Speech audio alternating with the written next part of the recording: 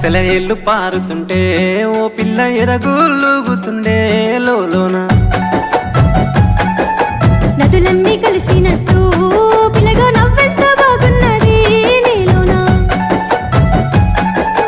గాజుల సప్పులు గలుగల్లు మోగంగా గజ్జెల పట్టీలు గంతేసి ఆడంగా వరిగడ్డి మోపు ఎత్తి